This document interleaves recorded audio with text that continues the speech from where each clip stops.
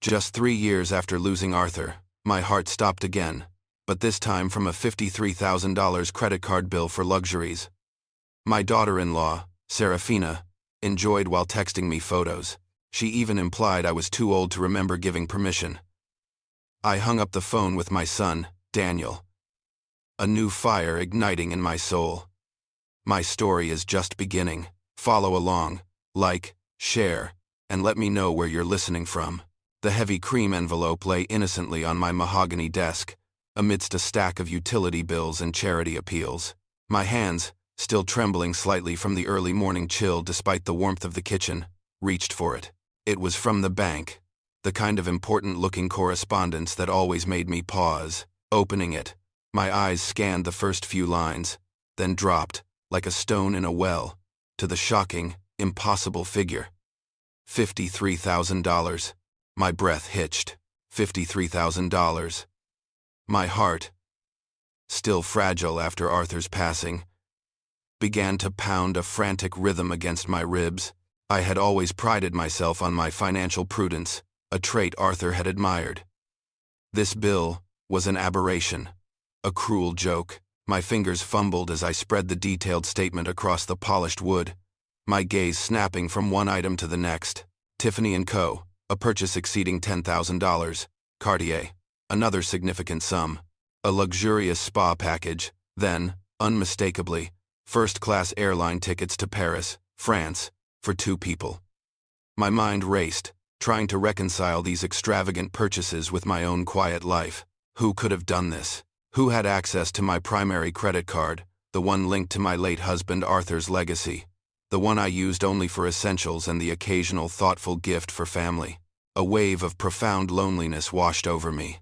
It had been 3 years since Arthur left me. 3 years of adjusting to a silence that still felt deafening in our once vibrant home. Every purchase I made, every decision, I still subconsciously ran past him in my mind. He would have found this outrageous. He would have known what to do. The ache in my chest intensified, a fresh sting of grief mixing with a burgeoning sense of violation. Just as I was about to call the bank, my phone buzzed on the desk. A text message. It was from Serafina, my daughter-in-law, my son Daniel's wife. I picked up the phone, a strange premonition fluttering in my gut. The message read, "Love the treats, mother-in-law. Thanks for being so generous." My blood ran cold. Treats? Generous? A second later, another text arrived, this one a series of photos. Serafina, draped in a diamond necklace that looked suspiciously like a Tiffany design, her wrist adorned with a Cartier bangle, a wide, triumphant smile on her face. Behind her, the Eiffel Tower shimmered in the Parisian twilight. "Having an amazing time in Paris," the caption beamed. My head swam. It couldn't be. The pieces clicked into place with horrifying clarity. Last Sunday, Serafina and Daniel had come over for our usual family dinner. As I was clearing the table, Serafina, unusually effusive, had insisted on helping me with the dishes. "Let me help, Eleanor," she'd said, her voice sugary sweet. "You do so much for us." I remembered leaving my handbag on the kitchen counter, just for a moment, to grab a dish towel. A moment was all it took. She must have slipped the card from my wallet then, the casual theft, disguised as an act of kindness. The sheer audacity of it left me breathless. For 3 years, I had walked on eggshells around Serafina, trying desperately to forge a connection with her, for Daniel's sake. Arthur had loved Daniel fiercely, and I wanted to ensure my son's happiness. I had swallowed criticisms, ignored veiled barbs, and tried to see the best in her, all while quietly suppressing my own grief. My own feelings, pushing down the memories of a life that felt like a distant dream. I wanted to be the generous, loving mother-in-law she seemed to expect, hoping it would one day earn her genuine affection. Now, looking at this bill, at these mocking texts, I realized my efforts had been in vain. My generosity had only made me a target. My phone rang, startling me. It was Daniel. "Mom? Are you there?" "Serafina just called me. She sounds upset." His voice was laced with concern. "Upset?" I managed, my voice raspy. "Daniel, I just opened my credit card statement. Oh, right, the card, he said, sounding relieved. Serafina just told me about it. She said you gave her permission to use it for a little trip, something about a gift. And you wanted her to treat herself after a tough year. She said you even said to take her friend. That's why she took Marie. Is that true, Mom? My grip on the phone tightened. Permission? Daniel, I absolutely did not give Serafina permission to use my credit card for anything, let alone a $53,000 trip to Paris and thousands in jewelry. This is theft. There was a pause on the other end, a beat of hesitation. Mom, she said you might not remember. She said you've been a bit forgetful lately. Something about a conversation with Dr. Davies about your memory. She even showed me a text from you saying, "Enjoy your well-deserved break." I mean, it sounds like you, Mom. You're always so generous. My blood boiled. Dr. Davies? My general practitioner who I saw for my annual physical. Serafina was weaving an elaborate web of lies, not just to excuse her theft, but to cast doubt on my mental faculties. And Daniel, my son, was falling for it, hook, line, and sinker. Daniel, I did not send any such text, nor have I discussed my memory with Dr. Davies in a way that suggests I'm forgetful. Serafina has stolen my credit card and fraudulently used it. But Mom, she said it was just a few thousand for the trip, a treat. She wouldn't lie to me. His voice was wavering now, a mixture of confusion and defensiveness. He sounded genuinely bewildered, caught between his wife and his mother. A few thousand? I repeated, my voice dangerously low. Daniel, this bill is for $53,000, jewelry, first-class airfare, a luxury spa. And she's sending me pictures from Paris, thanking me for being generous with her treats. I took a deep, steadying breath. The initial shock was giving way to a cold, hard resolve. Daniel, I want you to go home right now. When Serafina arrives, I want you to check her luggage. Every bag. Look for new jewelry, specifically, a diamond necklace and a Cartier bracelet. He mumbled something unintelligible. But Mom, I can't just do it, Daniel. I cut him off, my voice firm, leaving no room for argument. And call me back the moment you do. Without waiting for his reply, I hung up the phone. The tremor in my hands was gone, replaced by a steely resolve. Serafina had just made a very big mistake. And I, Eleanor Vance, was about to teach her a lesson she would never forget. The phone call with Daniel, his hesitant dismissal of my accusation, left a bitter taste in my mouth. My son, my own flesh and blood, was being manipulated so easily. As I sat at my desk, the outrageous credit card bill still splayed before me. My mind began to replay years of subtle slights, veiled criticisms, and seemingly innocent suggestions. It was as if a thick fog had suddenly lifted, revealing a landscape of calculated deceit. I had been too heartbroken, too trusting, or perhaps too kind to see before. I thought back to Daniel and Serafina's wedding, a day that should have been joyous, filled with the warmth of a new family. Instead, I remembered standing awkwardly to the side, a spectator rather than the groom's mother. Amidst the flurry of photographs, Serafina had always managed to position me just outside the frame, or ensure I was partially obscured by someone else. When the professional photos arrived, I was conspicuously absent from most of the key family shots, a blur at the edge, or entirely cropped out. It felt like an accidental oversight at the time, a byproduct of the chaotic nature of weddings. Now, I saw it for what it was, an early act of exclusion, a quiet declaration of my diminished place. Then there was the cashmere scarf. For Serafina's first Christmas as Daniel's wife, I had painstakingly hand-knitted her a scarf, using the finest cashmere yarn I could find, a soft lavender shade I knew she favored. It was a labor of love, each stitch imbued with my hope for a warm relationship. Weeks later, while volunteering at the local Goodwill, I'd found it, neatly folded, its luxurious softness unmistakable, with a freshly printed donation tag pinned to it. My heart had sunk, but I'd rationalized it then, telling myself perhaps she had too many scarves, or it wasn't her style. The hurt, however, had lingered. The memory of last Mother's Day brunch was particularly vivid. I had spent hours preparing a traditional spread, my famous quiche, homemade scones, a roasted chicken that Arthur had always adored. Serafina, her smile saccharine, had surveyed the table. "Oh, Eleanor," she'd cooed, loud enough for Daniel's few invited friends to hear. "This is all so authentic, so charmingly old-fashioned, perfect for the older generation. Wouldn't you say?" She'd then turn to her friends, sharing an inside joke with her eyes, dismissing my efforts as quaint rather than heartfelt. Daniel had just laughed weakly. Caught between us, I'd swallowed the lump in my throat, forcing a smile, pretending not to mind. The subtle campaign had escalated over the past year. Serafina had begun talking incessantly about their desire to buy a modern house, a place with open-concept living and smart home features.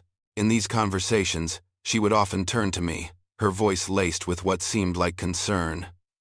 "You know, Eleanor," she'd say, "it's really not safe for you to live alone in this big house anymore, especially with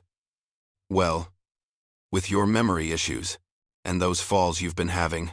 I had no memory issues, nor had I suffered any falls, beyond a clumsy trip over a rug months ago, but she said it with such conviction, her gaze piercing, that I found myself second-guessing my own recollection. What hurt most was the change in Daniel. He had always looked at me with unconditional love and respect, but lately, his eyes had begun to mirror Serafina's, an assessing, evaluating gaze, as if he were constantly checking for signs of the frail, forgetful woman Serafina so often described. He'd stopped engaging in our long, rambling conversations, instead offering curt responses or excusing himself to help Serafina. Her manipulations grew bolder. She would reorganize my purse, claiming to be helping me find things, subtly implying I was disorganized or incapable.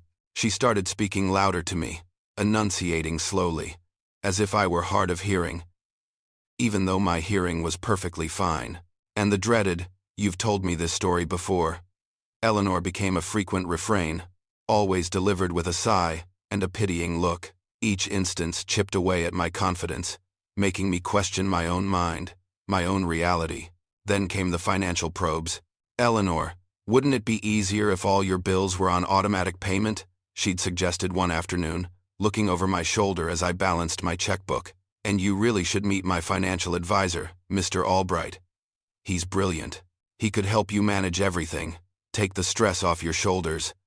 The suggestions, cloaked in concern, quickly turned into demands. "Daniel should really be added to your bank accounts, for emergencies. What if something happened to you?" She'd push, always with a tremor in her voice, as if she truly feared for my well-being. But the underlying message was clear. I was too incompetent to manage my own affairs. My grief for Arthur, a pain that was still a raw wound, became her most potent weapon. Poor Eleanor, she'd confide to relatives, always when I was within earshot. "She's just never been the same since Arthur passed. So fragile, you know. Sometimes, she just loses touch with reality a little." She painted me as an addled widow, too lost in her sorrow to make sound decisions. A narrative that unfortunately, with enough repetition, began to influence Daniel and even some distant relatives. Sitting there, the weight of Serafina's words and actions pressing down on me, I felt a profound shift. The generosity, the little acts of kindness, every single one had been a deliberate step in a meticulously planned campaign. She wasn't just a thoughtless daughter-in-law. She was a predator, patiently circling, waiting for the opportune moment to strike. The Paris spree wasn't an impulsive act of greed, but the brazen culmination of a long con, a final, audacious grab. After systematically undermining my independence and sanity, a cold resolve hardened in me. I logged into my bank's online portal, my fingers steady now. I scrolled through months of transactions, beyond the catastrophic $53,000 charge, and there they were. A new pattern of smaller, less noticeable charges. Online boutiques I'd never visited, restaurant tabs in places I'd never been, subscription services I hadn't authorized, hundreds, then thousands, adding up quietly, meticulously, over time. It wasn't just one big theft. It was a sustained, calculated draining of my finances, cleverly masked amongst my regular expenses, hoping I wouldn't notice. The truth hit me with the force of a physical blow. Serafina hadn't merely seen an opportunity. She had created one. She had groomed me, gaslighted Daniel, and systematically laid the groundwork for this monumental betrayal. The $53,000 Paris spree was not impulsive. It was the audacious grand finale of a carefully planned campaign to strip me of my dignity, my autonomy, and my wealth. But she had underestimated me. She had misjudged the steel beneath the grief. The realization that Serafina's campaign against me was not just personal, but financially devastating, had ignited a cold fury. But as I scrutinized the $53,000 credit card bill once more, a detail I had initially overlooked leaped out at me, sending a jolt through my system. The card was not one of my personal accounts. It was linked to Whitmore and Associates, the consulting company Arthur and I had built from the ground up, a company we had poured 30 years of our lives into. After Arthur's passing, the business had quietly wound down. We hadn't officially dissolved it, simply let the operations cease, keeping a skeletal structure for administrative purposes, a final lingering connection to the life we had shared, a contingency, I had thought, in case Daniel ever decided to pick up the mantle. And because it was still technically active, Daniel, as a designated signatory, had access to the business accounts for business expenses, a detail I had forgotten in my grief. This wasn't merely personal theft, this was corporate fraud. The weight of that distinction settled upon me, chilling and empowering all at once. Corporate fraud. The words echoed in my mind, carrying with them a far more serious implication than simple grand larceny. Federal charges, IRS involvement, substantial fines, potential jail time. Serafina hadn't just stolen from me, Eleanor Vance, a grieving widow. She had stolen from Whitmore and Associates, a legal entity, and in doing so, had tangled herself in a web of far graver legal consequences. A surge of dormant power coursed through me. For 3 years, I had allowed grief to define me, to dull the edges of the sharp, capable businesswoman I once was. But standing here, facing this brazen act of corporate malfeasance, I felt Eleanor Whitmore, co-founder and driving force behind a successful enterprise, stirring to life. The decades of navigating complex contracts, managing budgets, and confronting corporate challenges flooded back. This was my territory. This was a game I knew how to play. And I played to win. The next morning, I rose with a renewed sense of purpose. The soft, muted colors of my widow's wardrobe felt ill-fitting for the battle ahead. From the back of my closet, I retrieved my navy Armani business suit, a power suit from my professional days. The fabric felt cool and strong as I slipped it on, the crisp white blouse, the sharp lines of the jacket, the confident click of my low heels. With each item, the grieving widow receded, and Eleanor Whitmore, resolute and formidable, emerged. My reflection in the mirror showed a woman I hadn't seen in years, eyes clear and determined, chin held high. I drove to the old Whitmore and Associates office building, the familiar route feeling both foreign and comforting. The sight of the polished brass plaque bearing our company name brought a pang of nostalgia, quickly followed by a fresh surge of indignation. This legacy, Arthur's legacy, was being desecrated by a petty thief. Brenda, our longtime receptionist, looked up from her computer, her eyes widening in surprise as I stepped through the door. Eleanor. Oh my goodness. What a wonderful surprise. It's been so long, she exclaimed, her voice a mix of warmth and genuine shock. She probably expected me to remain ensconced in my quiet widow's existence. Good morning, Brenda, I replied, my voice steady, professional. It's good to see you. Is Sarah Jenkins in? Sarah was our financial advisor, a woman known for her meticulous attention to detail and unwavering integrity. She had worked closely with Arthur and me for over 15 years. Yes, she's just finished a call. I'll let her know you're here. Brenda's eyes, however, lingered on my suit, a silent acknowledgement of the transformation. Moments later, I was ushered into a conference room, the scent of old leather and polished wood a familiar comfort. Sarah entered, her expression moving from surprise to genuine concern as she took in my serious demeanor. "Eleanor, it's wonderful to see you, but you look serious. Is everything all right?" "Not entirely, Sarah," I began, my voice even. "I need your help.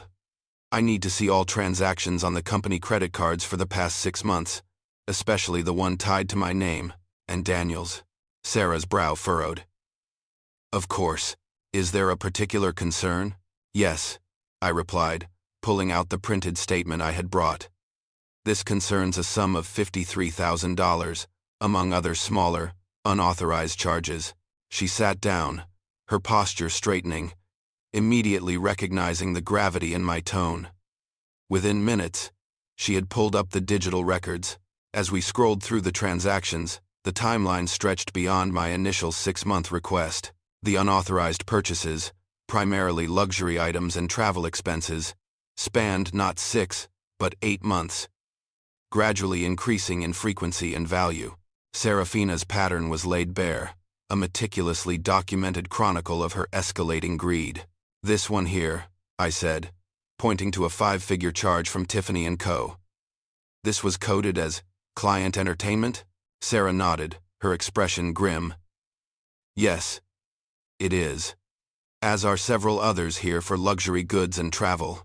I then pulled out my phone and displayed Serafina's triumphant selfie from Paris, her wrist adorned with the sparkling Cartier bracelet, the diamond necklace glinting. "This, Sarah, was also coded as client entertainment." Sarah Jenkins looked at the photo, then back at the statements, her face paling. "Eleanor," she said, her voice dropping to a serious whisper, "this is far more than just unauthorized use, using company funds for personal luxury, miscoding them as business expenses. This is corporate fraud. It's a very serious offense." "What are the implications?" I asked, though I already knew the answer, needing to hear it confirmed, to solidify the path I was about to take. "Severe," Sarah confirmed, her gaze unwavering. "We're talking federal charges, IRS involvement for tax fraud due to miscategorized expenses, substantial financial penalties, and potentially jail time for all involved signatories on the account, unless a clear case of individual perpetrator and victim can be established. And if Daniel is a signatory, and these were approved under his name, even without his explicit knowledge, he could face serious legal repercussions as well." The confirmation settled deep within me. This wasn't just about my money anymore. This was about justice, about defending Arthur's legacy, and about protecting Daniel from a woman who clearly sought to destroy us all. Serafina had made her crucial mistake, and I, Eleanor Whitmore, was ready to capitalize on it. The stark implications of corporate fraud hung heavy in the air of the conference room. Sarah Jenkins' words echoed in my mind. Federal charges, IRS involvement, jail time. A grim satisfaction settled over me, seeing Serafina finally cornered by the law. But it was quickly overshadowed by a cold dread for Daniel, my son, caught in his wife's deceitful web. "Eleanor, we need to file a fraud report immediately," Sarah stated, her voice firm, pulling me back to the present. "To protect Whitmore and Associates, and by extension, your late husband's legacy, and, frankly, to protect you from any potential liability." "What about Daniel?" I asked, my voice barely a whisper. "He's a signatory on the account," Sarah sighed, her expression softening with genuine concern. "If he was complicit, Eleanor, then he shares responsibility. If he was unaware, then it becomes a matter of his oversight responsibilities as a signatory. Either way, it's not good. The faster we act, the clearer we can establish Serafina as the sole perpetrator, if that is indeed the case." "I understand," I said, a plan forming in my mind. "But I need 24 hours, Sarah. I need to speak with Daniel before we initiate any official report." I knew this was a risky request, but I needed to try to save my son, to give him a chance to understand the depth of Serafina's betrayal. Sarah hesitated, her gaze weighing the risk. "Eleanor, I can't in good conscience delay this for too long, but I will agree to 24 hours, provided I freeze the account immediately to prevent any further damage." "Is that acceptable?" "Yes, That's perfectly acceptable, I replied, grateful for her leniency. Thank you, Sarah.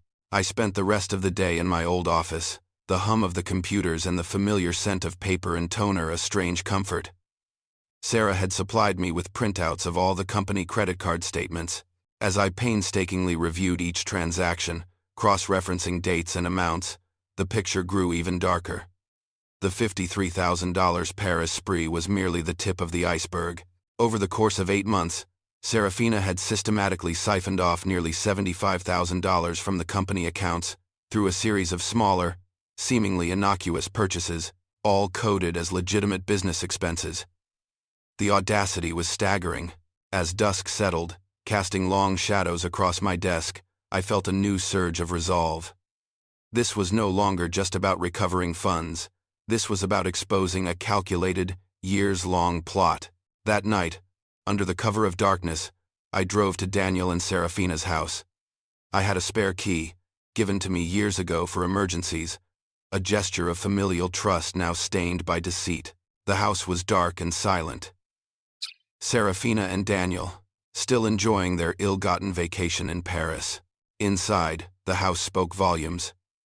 It was not the comfortable, well-managed home I had always imagined my son would build. Instead, a superficial glamour masked a deeper disarray. Expensive gadgets, designer clothes tossed over chairs, and an array of new, shiny trinkets lay scattered about. But amidst the glitter, I saw the truth. Stacks of unopened mail, some marked final notice, others with intimidating red overdue stamps. Credit card statements, their balances clearly visible, were piled high on the kitchen counter, next to a mountain of unpaid utility bills. It was clear, Daniel and Serafina weren't living the high life. They were drowning in debt, desperately trying to keep up appearances.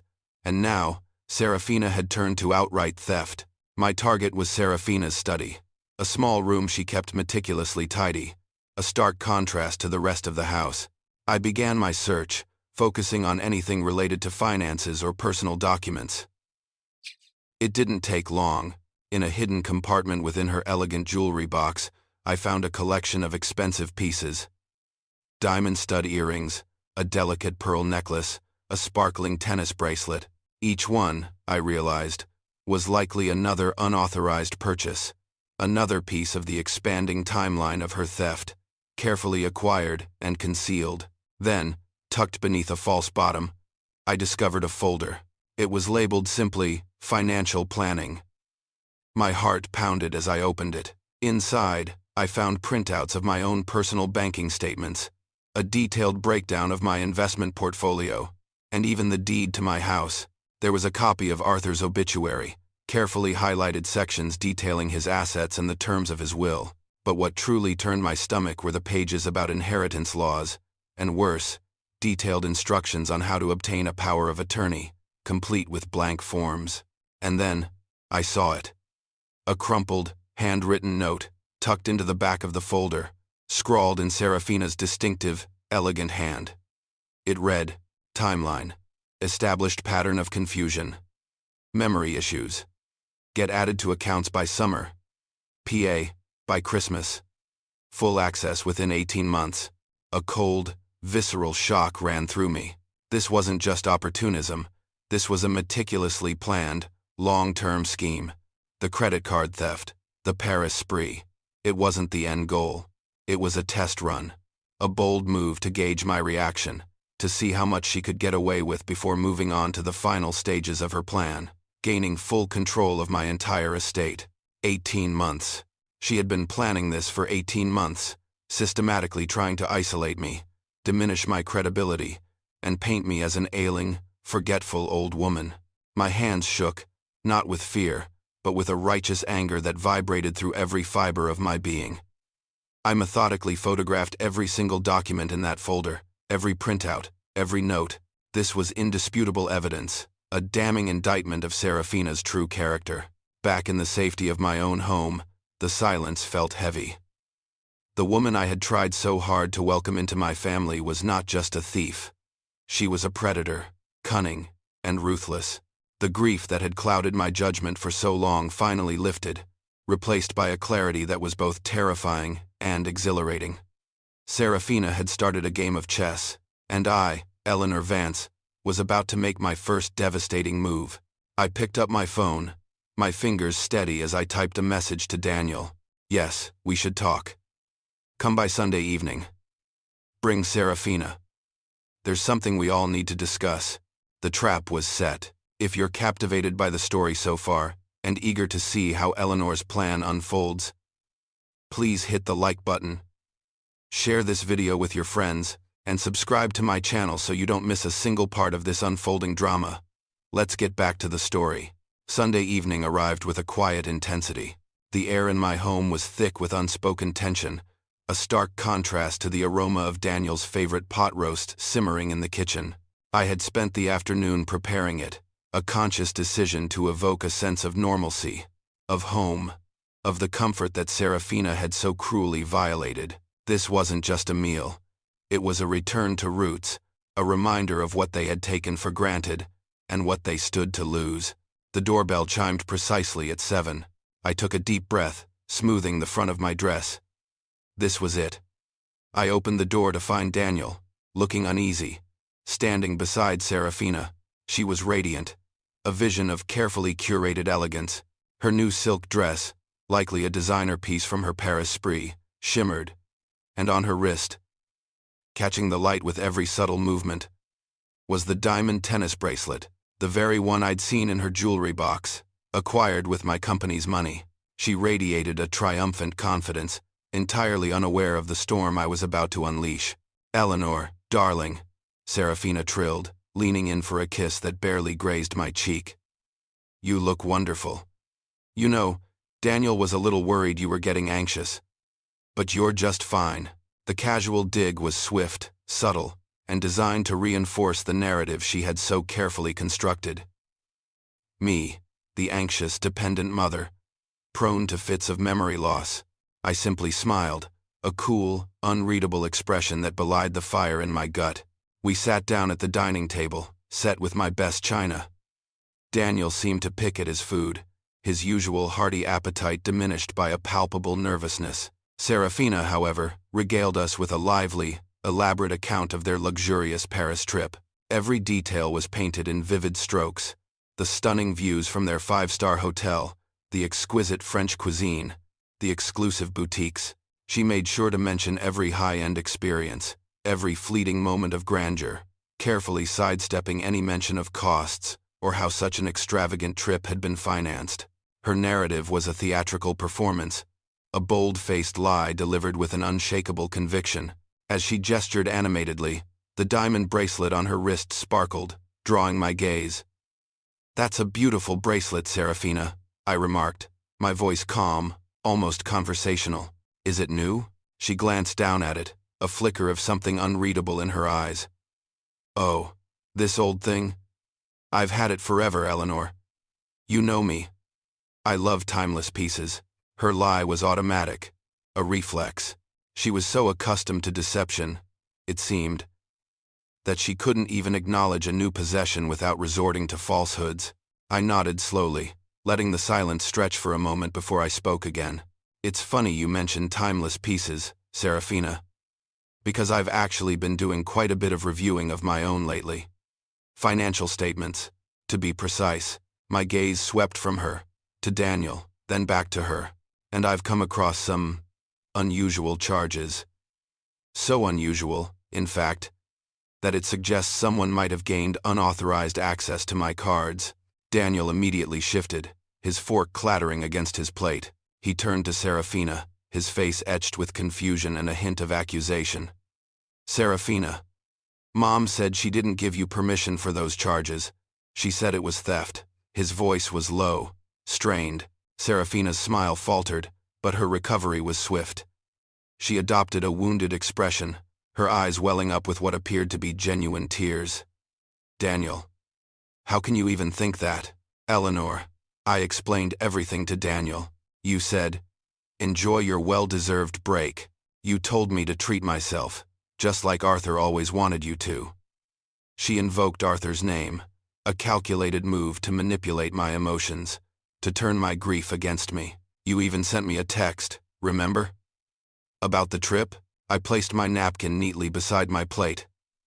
I remember no such thing, Serafina. And no, Arthur would never have wanted me to be generous at the expense of being defrauded. He certainly wouldn't have approved of anyone stealing from his company. As I spoke, I reached beneath the table and produced the folder I had prepared. It contained the printouts of the Whitmore and Associates business account statements, along with the damning photographs from her financial planning folder. I laid it gently on the table, pushing it towards them. This isn't about my personal credit card, Serafina, I continued, my voice gaining strength. This is about Whitmore and Associates, our company, which, despite being dormant, is still legally active, and the main card you used for your Paris excursion, and for all these other treats, happens to be a company card. My gaze locked onto hers, unwavering. Using company funds for personal luxury, Serafina, and miscoding them as client entertainment or business expenses. That isn't just theft, that is corporate fraud. Daniel's face, which had been pale with apprehension, now turned ashen. His eyes darted to the statements, then to me, then to Serafina. Mom, the business is still legally active? Subject to federal audit requirements? His voice was a strangled whisper, the implications hitting him with full force. He understood the gravity of federal charges, the potential for investigation, for the IRS to come knocking. Serafina's carefully constructed composure finally cracked. Her radiant smile vanished, replaced by a mask of shock and a flicker of fear.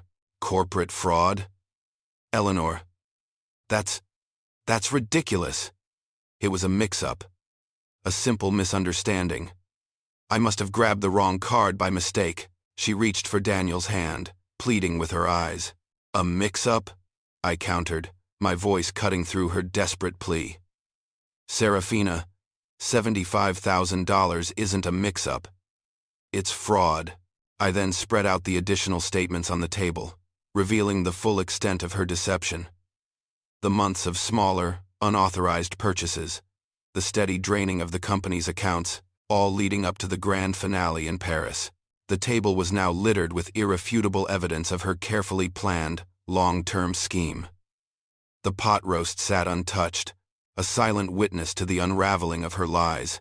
The pile of company statements, each one a testament to Serafina's escalating deceit, lay between us like a battlefield map.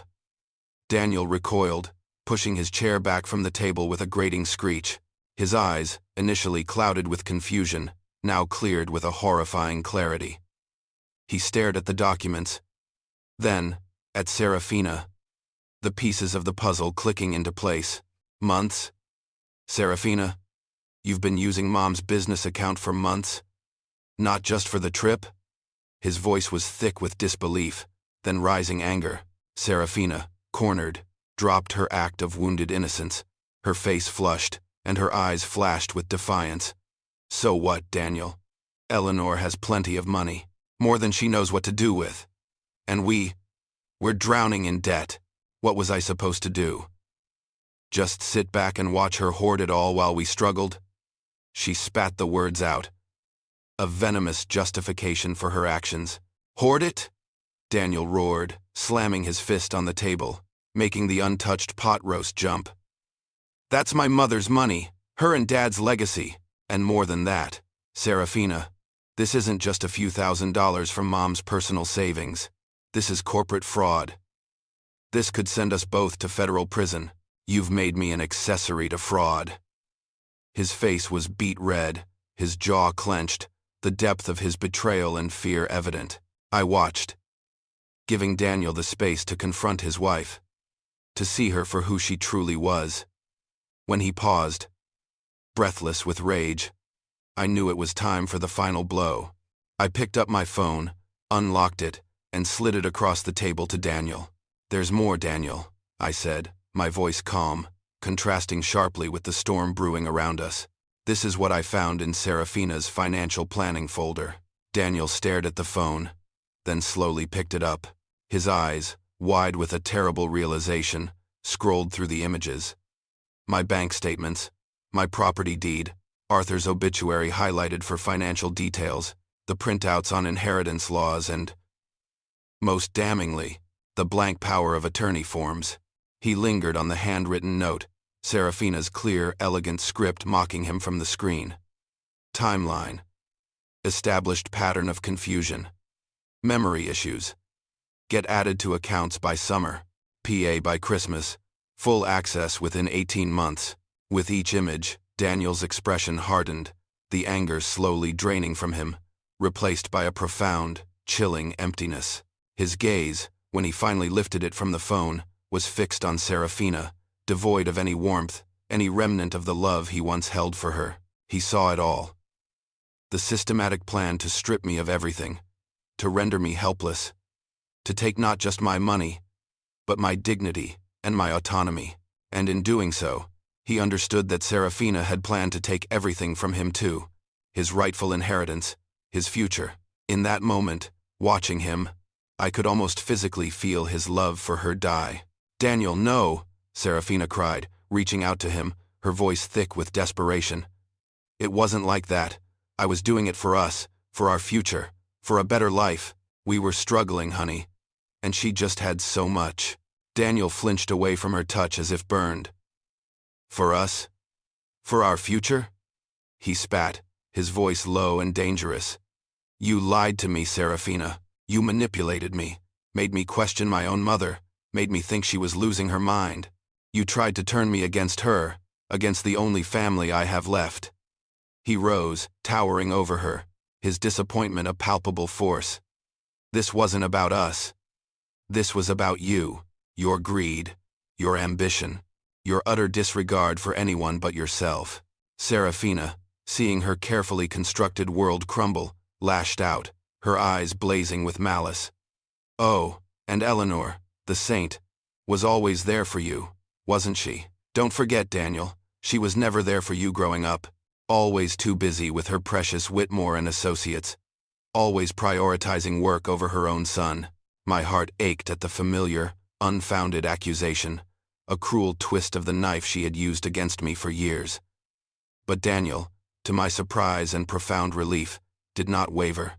"Don't you dare, Serafina," he snarled, his voice trembling with fury. "Don't you dare accuse my mother. She worked hard, yes, but she always made time for me. She provided for me, she loved me, and she never, ever stole from me, or tried to gaslight me into thinking I was crazy. You are a lying, manipulative thief, and you are nothing like my mother." I watched, a quiet satisfaction blossoming in my chest. Serafina's final, desperate attempt to turn Daniel against me had failed.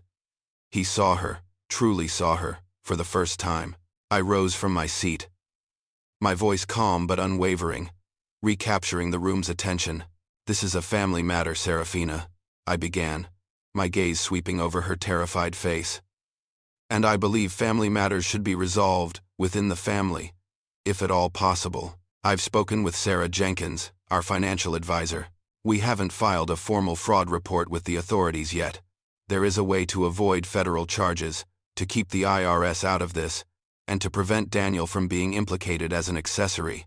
Serafina, her face now pale and drawn, looked at me with a desperate, calculating glint in her eyes. The fear of federal prison clearly outweighed any remaining defiance. "What's the catch, Eleanor?" she asked, her voice raspy, sensing the impending conditions, the true cost of her freedom. The heavy silence in the dining room was broken only by the rapid, shallow breathing of Serafina. She watched me, her eyes narrowed with a mix of fear and lingering defiance. As I walked to the sideboard, I returned with a neat manila folder, heavy with legal papers and contracts. "The catch, Serafina," I said, my voice devoid of emotion, "is that you face the consequences of your actions, but on my terms, not the federal government's." I opened the folder, pulling out the first document. "First, every item purchased with company funds must be returned immediately. The diamond necklace, the Cartier bracelet, the expensive clothes, the spa treatments, whatever can be physically returned will be. For anything that cannot be returned, you will pay the full retail value.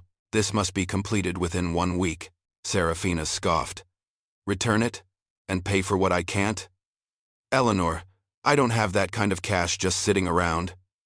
Her voice was high-pitched, incredulous. Then you will figure it out, I replied, my gaze unwavering. Sell your belongings, borrow from friends, take out a loan. That is your problem to solve. Next, I presented a promissory note. This is for the full amount of funds stolen from Whitmore and Associates, including an estimate for interest and potential penalties the company would incur from the IRS if this were to go public. The sum is $78,467. You will repay this over 5 years, with quarterly payments, starting next month. Serafina gasped. 5 years? Are you insane? That's impossible. You're trying to destroy me. No, Serafina, I countered, my voice steely. You destroyed yourself. This is merely the cleanup. I slid another document across the table. You will also sign this admission of unauthorized use of company funds. It's a confession, essentially. It will not be filed with the police or the federal authorities, but it will be held by my attorney as insurance.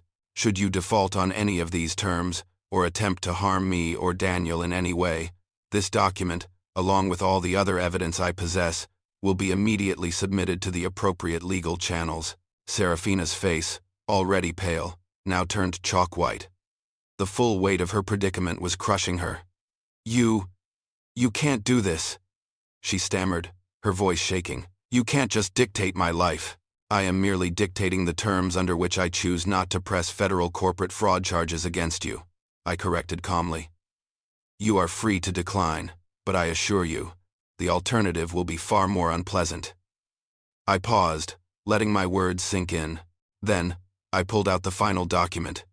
And lastly, Serafina, you will agree to have no contact with me, Eleanor Vance. Moving forward, no calls, no texts, no visits, no communication of any kind, directly or indirectly. Serafina's eyes widened in outrage, her fear momentarily overshadowed by a surge of pure fury. No contact? You can't be serious. You can't cut me off from family. From Daniel, from my future grandchildren. She pounded her fist on the table, her carefully crafted elegance completely dissolved. You are trying to break up our marriage, Eleanor. All over some money. Daniel is always welcome in my home, Serafina, I stated, my gaze flicking to my son, who stood silently, his face a mask of bitter resignation. He is my son. You, however, are another matter. The trust, the respect, the pretense of affection, it's all gone. You revealed your true character, Serafina. You are a predator, and I refuse to have such a person in my life. This is all about money, she shrieked again, turning to Daniel, desperation contorting her features. She's tearing us apart because she's selfish. Daniel finally spoke, his voice low and firm. No, Serafina. She's telling the truth. You broke us apart. He stepped forward, his eyes locked on her. And for the record, Mom, he added, turning to me, a flicker of pain in his eyes.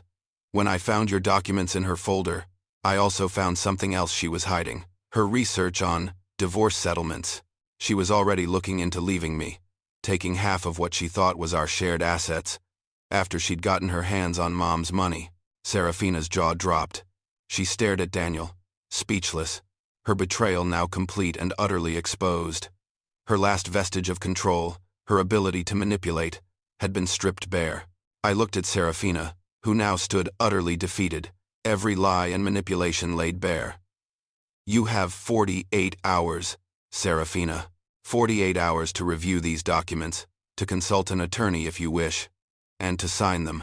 If I don't receive signed copies of all these agreements by Tuesday evening, then the fraud report will be filed with the federal authorities, and all the evidence will be turned over to the IRS and the police. The choice, and the consequences, are yours. She narrowed her eyes, a last spark of defiance flickering. You're bluffing, Eleanor. You wouldn't put your own son at risk. My gaze hardened, reflecting the steel I had honed over decades in the business world. Try me, Serafina. My professional reputation, Arthur's legacy, and Daniel's future depend on seeing justice done. I assure you, I am not bluffing. My voice was a cold, unwavering pronouncement. She stared back, searching my eyes for weakness, but found none. My resolve was unshakable. Her attempt to call my bluff died in her throat, with a final, inarticulate sound of frustration and defeat. Serafina grabbed her purse. "You'll be a lonely old woman, Eleanor," she hissed, her voice laced with a raw, impotent malice. "Always alone." She then stormed out of the house, leaving a stunned silence in her wake. The heavy oak door clicked shut, leaving only silence in its wake. The lingering scent of pot roast, once a symbol of comfort, now seemed to mock the wreckage of the evening. Daniel stood before me, his shoulders slumped, his face streaked with tears. "Mom," he choked out, his voice raw with emotion. "I am so sorry. I can't believe I was so blind, that I let her manipulate me, let her turn me against you." My heart ached for him, for the pain of his own betrayal. I reached out, gently placing a hand on his arm. "Daniel," I said softly. "We were both vulnerable. Arthur's death. It left a void in both our lives. She exploited that. You loved her. And you wanted to believe in her. Don't blame yourself for that." He looked at me, his eyes full of anguish. Then he stepped forward, wrapping his arms around me in a fierce, healing hug. It was the first genuine embrace we had shared in years, untainted by Serafina's watchful eyes or insidious influence. In that moment, I felt my son, truly my son, return to me. It was a silent promise, a rebuilding from the rubble. When we finally pulled apart, Daniel looked at me, his eyes red-rimmed but resolute. "What now, Mom? What do we do?" I smiled, a genuine smile that reached my eyes. "Now, Daniel, we begin again. We'll be a family again. Just the two of us." Within weeks, the signed agreements arrived, delivered by a solemn courier. Serafina had not contested a single clause, a clear indication of the sheer terror she held for federal fraud charges. The items she could return, the designer clothes, the unused spa vouchers, were boxed and sent to the Whitmore and Associates office. For the jewelry, she liquidated some of her own assets, a painful but necessary extraction of payment. The divorce papers, filed by Daniel, went uncontested as well. It was clear Serafina was cutting her losses, eager to escape the web of her own making. Daniel moved back into his old bedroom, his childhood space a sanctuary, as he processed the seismic shift in his life. Watching him unpack, seeing him settle back into the rhythms of our home, I realized that the true victory wasn't the financial restitution, or even Serafina's legal defeat. It was getting my son back, reclaiming our relationship, stripped bare of all pretense and toxicity. 6 months later, the house felt alive again. I stood at the stove on a sunny Sunday morning, flipping pancakes, the aroma of maple syrup filling the kitchen. Daniel sat at the counter, sipping coffee, a comfortable, familiar presence. "Mom," he said, "I just got a notification. Serafina made her final payment, and the paperwork for the formal dissolution of Whitmore and Associates went through last week. It's all done." I turned, a genuine lightness in my chest. "Good. It's time to close that chapter. For good." I paused, taking a deep breath. "You know, Daniel, with the company finally dissolved and everything settled, I've been thinking about a fresh start of my own." Daniel raised an eyebrow. "Oh? What kind of fresh start?" "This house." I gestured vaguely around the large, quiet space. "It's too big. Too many memories, good and bad. I think I'm going to sell it. Find a downtown condo, perhaps, with a view of the harbor." His face lit up. "Mom, that's wonderful. A change would be good for you." And speaking of fresh starts, Morrison Consulting just offered me the head of their new digital marketing division. It's a huge step up, and it means I'll finally be able to afford my own place. Mom, a proper one. A genuine laugh bubbled up from me, light and free. "Well, that's excellent news. Darling, though I do promise any future partners you bring home will be subjected to a much more rigorous inspection process this time around." He chuckled, a sound I hadn't heard enough of in recent years. "Deal," Mom. Definitely deal. We spent the next few weekends touring condos, and the moment I stepped onto the balcony of a beautiful, sun-drenched unit overlooking the bustling harbor, I knew it was home. It felt entirely mine, unburdened by the past, a blank canvas for a new life. I bought it on the spot. The move was cathartic. As I sorted through boxes of old photographs, I deliberately discarded any that included Serafina, erasing her from the visual narrative of my life. I kept only those of Daniel, of Arthur, and of us as a family, preserving the true memories. In my new home, I found a sanctuary, decorating it for myself, with bright colors and modern art that reflected the vibrant woman I was rediscovering. 3 months into my new life, I was thriving.